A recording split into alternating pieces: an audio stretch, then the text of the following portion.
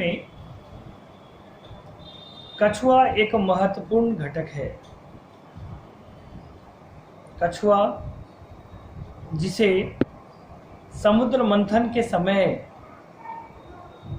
जिस रूप को भगवान विष्णु ने धारण किया था।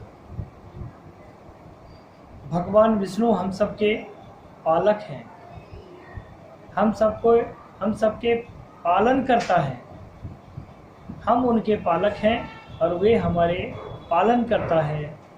पूरे संसार के आदि और अंत के कारक हैं। आज हम लोग समझने का प्रयास करते हैं कि वास्तुशास्त्र में कछुआ की क्या भूमिका है, हमारे जीवन को कैसे प्रभावित कर सकता है। यदि हमारे घर में वास्तु दोष है तो क्या कछुआ रखना हमारे लिए शुभ है या अशुभ है। आज के बहस का मुख्य विषय यही है। समुद्र मंथन के समय में मंदार पर्वत को धारण करने की क्षमता समुद्र की नहीं थी।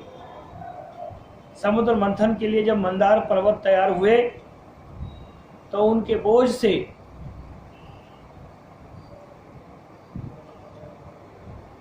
समुद्र मंथन का कार्य असफल हो सकता था। उस परिस्थिति में मंदार पर्वत को धारण करने के लिए एक वज्र की आवश्यकता थी, एक कठोर पदार्थ की आवश्यकता थी। उस समय भगवान विष्णु ने कछुआ का रूप धारण किया था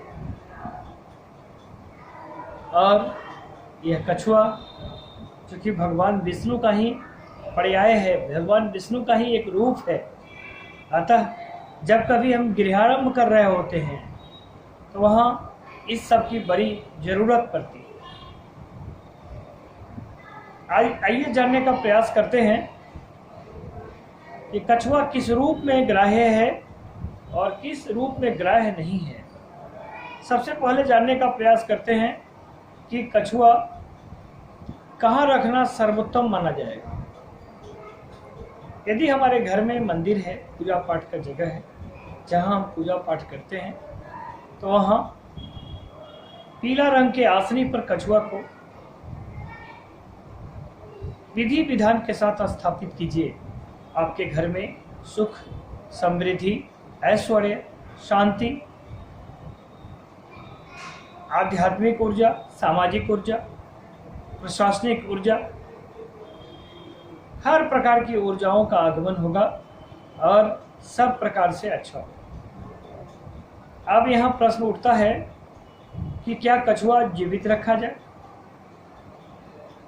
मिट्टी का रखा जाए, क्रिस्टल का रखा जाए, पीतल का रखा जाए, अष्ट धातु का रखा जाए या विभिन्न प्रकार के सिंथेटिक सामग्रियों से बने कछुआ को रखा जाए। किसी भी स्थिति में क्रिस्टल स्वीकार्य नहीं है, शीशे का स्वीकार्य नहीं है। यदि कछुआ मिट्टी का हो,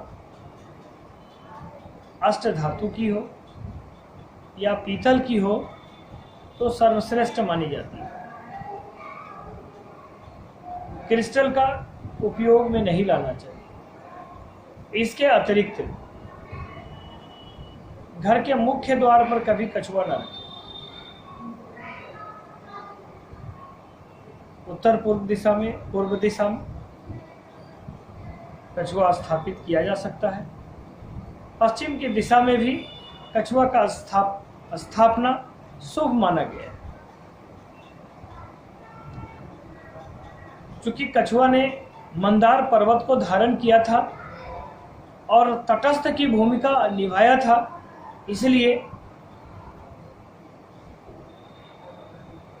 कछुआ के स्थापना से आपके घर में आपके बच्चों का कैरियर,